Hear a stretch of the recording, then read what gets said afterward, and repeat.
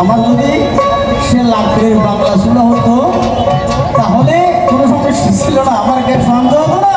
আমার লাকড়িও ঘরে আছে, আমার শুনিও ঘরে আছে, কোনো সমস্যা নাই। তাই বললাম ভাই ধর্ম ছাড়া তুমি বিজ্ঞানে বাঁচার উপায়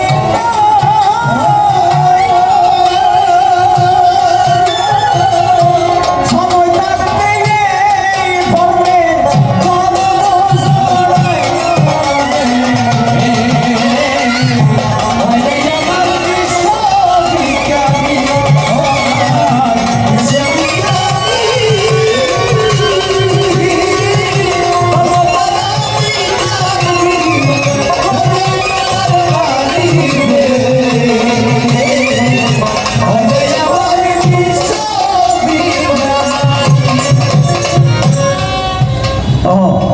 আরেকজন কথা কইছে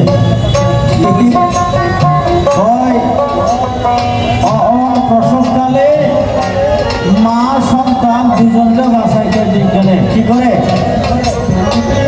তখন তো আমার মায়েরা প্রসব বেদনা হলে একটি মাস কোনো সমস্যা নাই, নর্মালি যেভাবে ডেলিভারি হবে সেভাবে হবে। আর এখন কি করতে হ্যালো হ্যালো কিসে আমার পেন হচ্ছে,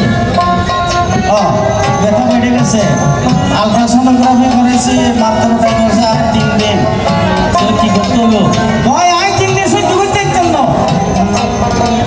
আর এক্ষুনি মেডিকেলে জানবো, কিছু করার নাই। মেডিকেল নিছে, মেডিকেল নিয়ে ডাক্তার মহাশয় কয় কি বড় ধরনের ঘটনা খারাপ হয়েছে, কি হয়েছে হয় পজিশন উল্টো হয়ে গেছে, পজিশন উল্টো হয়ে গেছে, বলতে কি করা লাগবো, কি করা লাগবো হয় এখন এখন আমি বিজ্ঞানের লাগবো, কি করবো মেজর সিজার করতে হবে, এটা মহাজননী মেজর সিজার সাদা উপায় দেখিনি, কি বলবেন মেজর অপারেশন,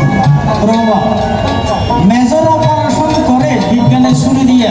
আমার ধর্মের কোনো ছুরি নাই, আমার ধর্মের ছুরি আছে কেন দিয়া, কেনকে ছুরি বানাইছে আমার ধর্ম, আর বিজ্ঞান ছুরি যেটা বানাইছে এই সিজারটা দিয়ে আমার মারে সম্পূর্ণ ঘটনা কাটিয়ে আমার বের করছে জীবনের জন্য ক্ষত করে গিয়া। কিন্তু তদানীন্তন আমার মায়েরা কি করছে, 1 মাস হোক কোনো সমস্যা নাই, ঘরের ঘরে বসে আছে কোনো সমস্যা নাই, যার যার সৃষ্টিকর্তাকে স্মরণ করেছে তারাই তাকে বিপদ থেকে রক্ষা করেছে।